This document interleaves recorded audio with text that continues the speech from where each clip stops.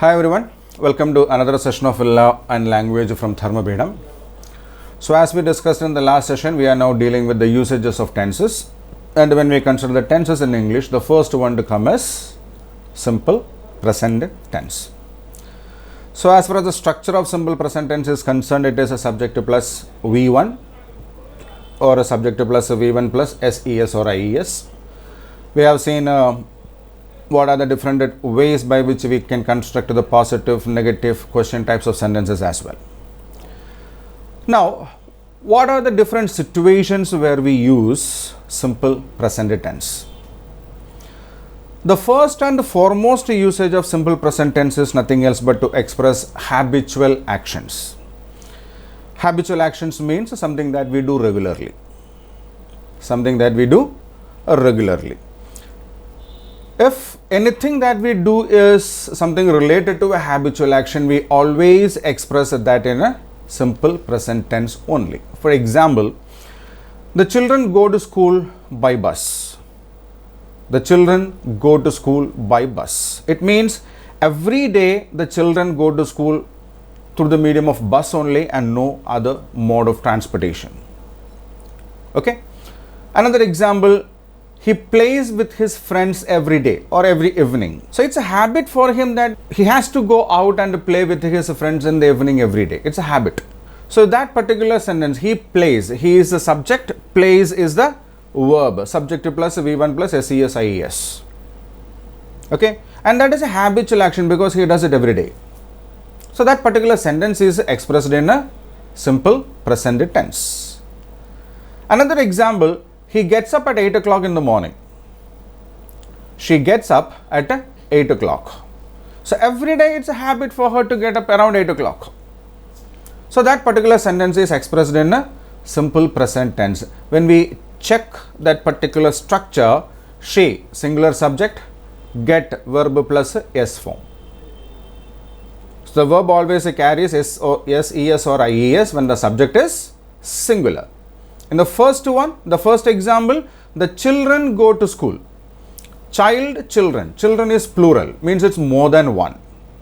So the verb that comes after go, it doesn't carry any SES or IES. Okay. So the children being the plural verb, the verb has to come there in the base form without SES or IES, or does is not added to the main verb, do is added there. So the children go to school by bus. He plays with his friends every day. Right? Now, the second usage is to express a universal truth or a general truth. Something which is quite common everywhere in the universe, in this world. So as to express such kinds of things as well, we use a simple present tense only. For example, it rains a lot in the mountains. It rains a lot in the mountains. It's true. So usually mountain regions are the cold regions. They do get intermittent rain throughout the year. It's a universal fact. We know hill stations are quite cool. It's also a universal fact. Okay. So such kinds of things which are quite common across the world, we use simple present tense to express such kinds of things. So in that sentence, it is the subject used there. The pronoun it is used there as a subject and it is singular. So the verb that comes after that, rain, has an S added to that. It rains a lot in the mountain. Another example, the sun rises in the east. At any part of the world you go, we can see sun in the eastern side in the morning, not in the west, south or north, only on the east. So the sun, singular, rises, S form of the verb is added there. The sun rises in the east. Water always flows down the slope. If you pour some water somewhere, what will the water do? It follows the slope. It flows down, not up. It's the same everywhere in the earth. There are some spots on the earth where the water can go up as well. There are some issues with the gravity of the region. Keep it aside. Generally, water flows down.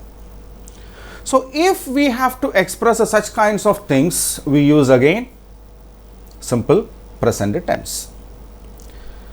Now, another point is to express scientific truth or scientific facts. So, the previous one that we have discussed is a general truth or a universal truth, and now what we are discussing is scientific truth or scientific facts. So, naturally there is a possibility for us to have a doubt regarding what is the difference between scientific truth and general truth. So, the problem is all general truths may not be scientific truths. All general truths may not be scientific truths. In scientific truth, we can say the earth pulls everything to its center, or the planets revolve around the sun. All the planets in our solar system goes around the sun. It's a scientifically proven truth. Or we say the earth pulls everything to its center. We know the story of Sir Isaac Newton sitting under the apple tree. An apple fell on his head, and he went on calculating why it is happening so, and then he came out with the theory of gravity. So, earth has this particular quality of gravity. It was identified and revealed by Sir Isaac Newton.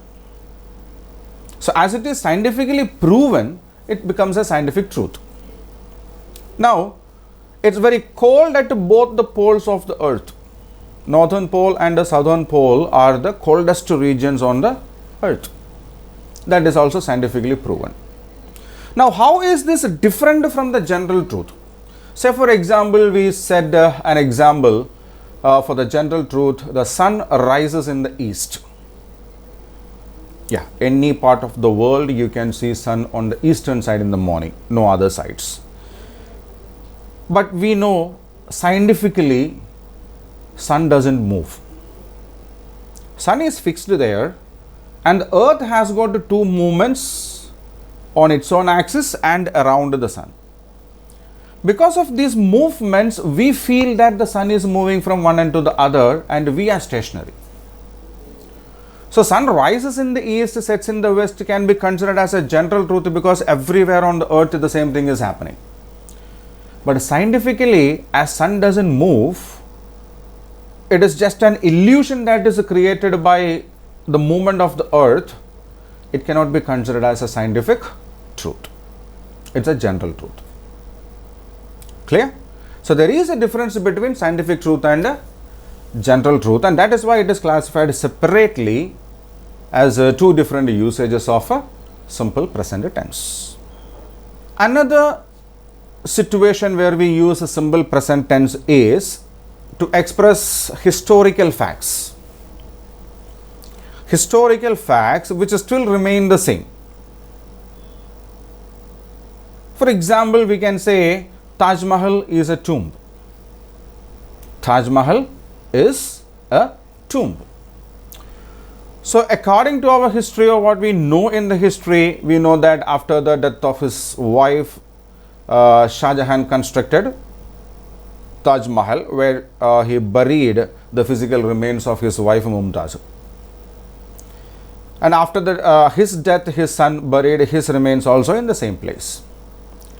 So, Taj Mahal was constructed as a tomb, and it still remain a tomb. If it is not a tomb now, we can say Taj Mahal was a tomb. It was once upon a time a tomb, not now. But as it still remains a tomb, we can say Taj Mahal is a tomb. Or we can say India Gate or the Gateway of India are British monuments. Why is it so?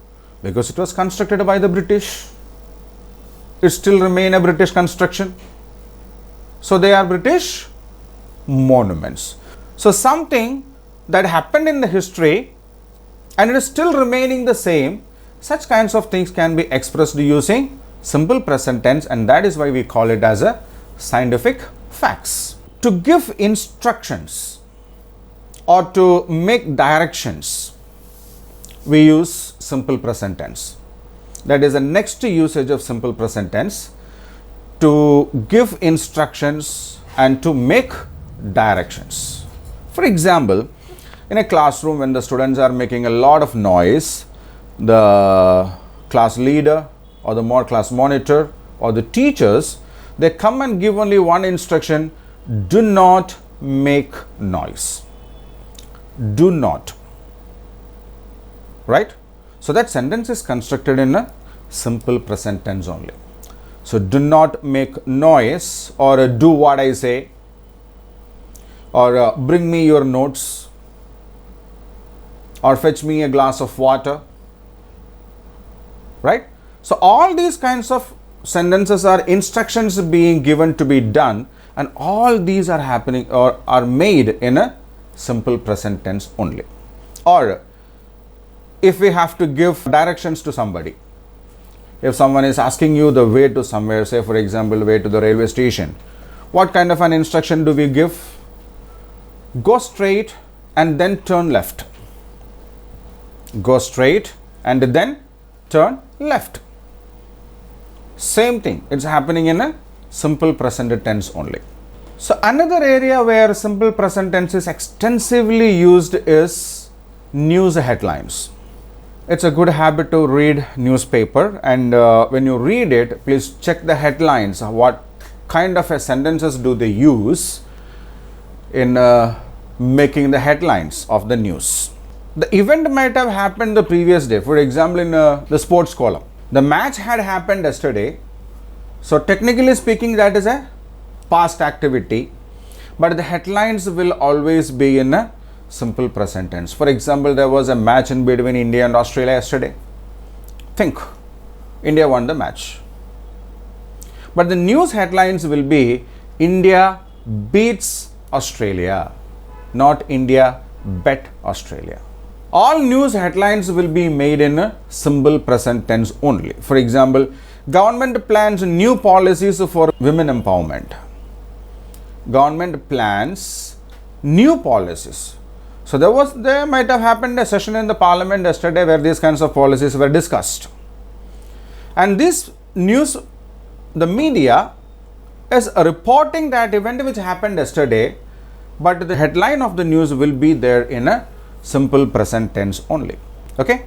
So all news headlines will be in a simple present tense only. Another major area where simple present tense is used is proverbs.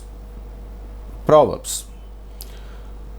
If you check any proverb, all of them will be in simple present tense only. For example, strike while the iron is hot.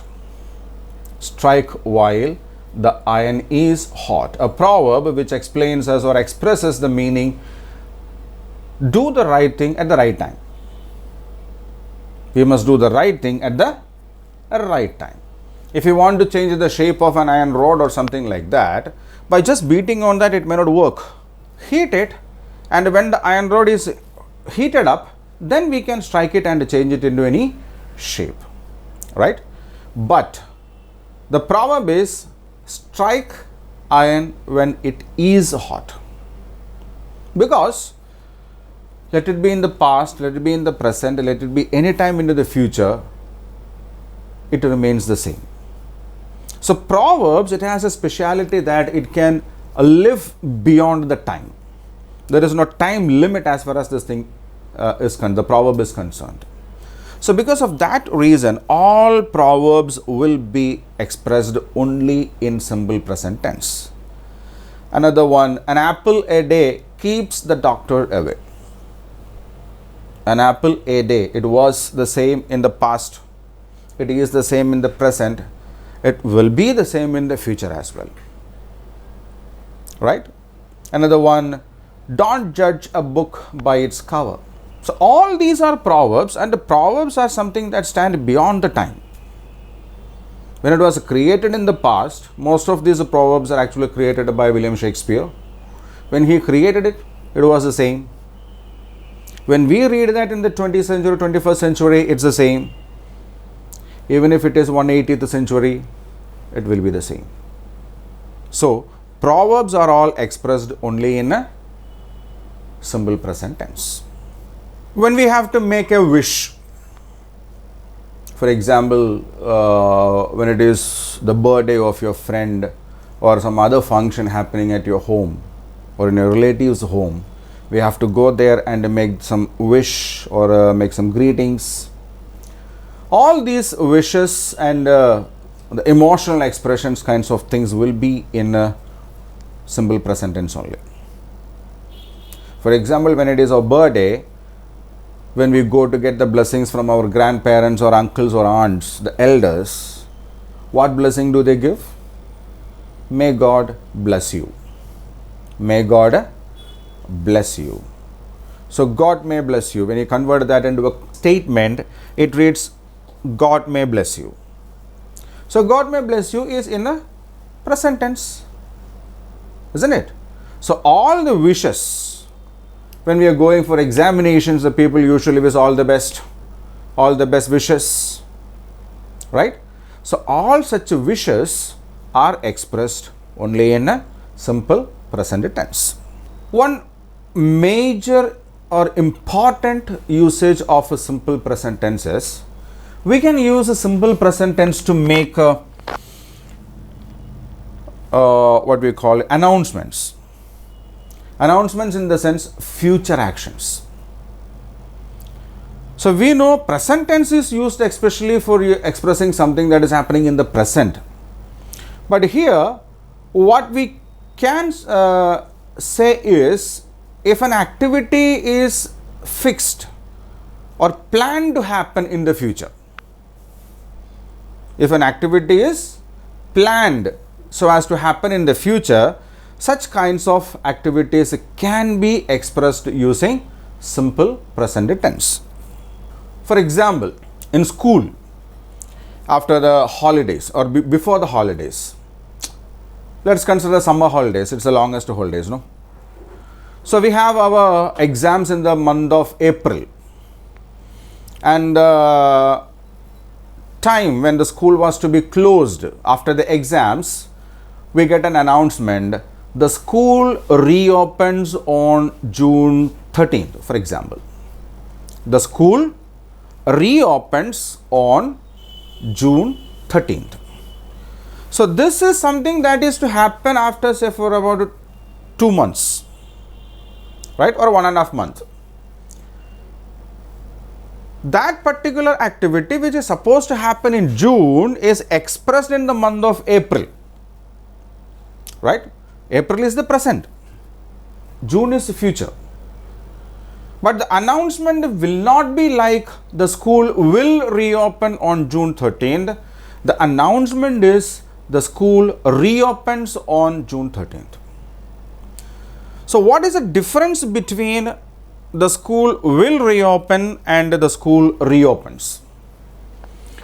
So if it is expressed in a simple present tense, like the school reopens on June 13th, it's a fixed one and there is no need to have any kind of doubts or confusions regarding the date and all. Get ready on June 13th morning and come to school. The same thing if we say like the school will reopen on June 13th, it says it's not yet confirmed. So most probably on June 13th, we may have to make a phone call to the school first, confirm whether it reopens or not, and then go to school. Right? If it is a confirmed, fixed, planned future activity, irrespective of the time that is there in between the present and the event on the time to happen that event, we can express the same thing using simple present tense. Right? Or we can say, we plan for a trip next week. We have decided to go for a trip next week. We are planning it. We are in the process of planning it. Right? Okay. Or The office remains closed for the festival. The office remains, not will remain. Okay, if it is will remain, it's not at a confirmed event. If it is remains, it's fixed, planned, confirmed. Clear? So it is not just in the case of planned long-term future activities. We can use a simple present tense to express immediate future activities as well. Immediate future activities. For example, when we go to the railway station to go somewhere, and in case if the train is late, we always listen to an announcement. What is that? The train arrives in 10 minutes. The train arrives in 10 minutes, and it is not the train will arrive in 10 minutes. So in 10 minutes is not a long time gap. It's an immediate one. Or we can say the meeting starts immediately. The meeting starts immediately. The people are requested to get into the hall and take their seats. So it's about to happen. There is not much a time gap in between the announcement and the event to happen. So simple present tense can be used for any planned future activities of immediate action, or it has got some kind of a time gap in between that. Right?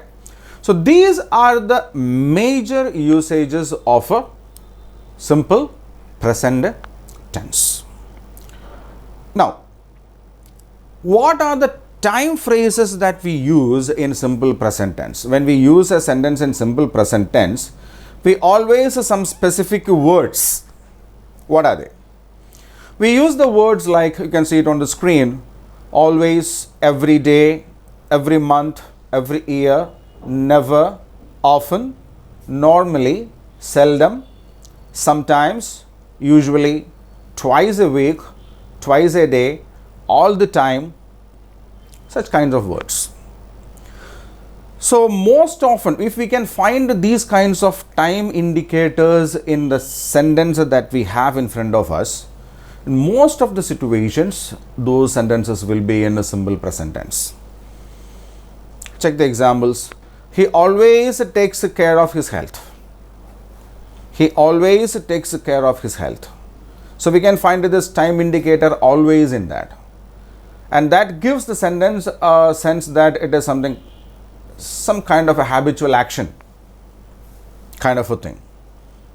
She never rides a triple on a motorbike. She never rides a triple on a motorbike. Never. They often have the habit of being nervous. Even at the slightest thing, they have the habit of being nervous. So that frequency is expressed using the word often. Right? My grandpa takes health checkup every month. Every. It can be every month, every day, every once in a while. So that every plus combination is usually used for that. Or he needs to go to his office twice a week. He need not go to the office every day, but twice a week he has to go to the office. So these are the time indicators that we have when we construct or use a sentence in the simple present tense. Right? So just go through the usages and try to remember these time phrases so that it can be easy for you to identify the tense form of a sentence when you are reading it, as I said in the practice in the previous session. Right? So in the next video, we will catch up again with the usages of a present continuous tense. Thank you.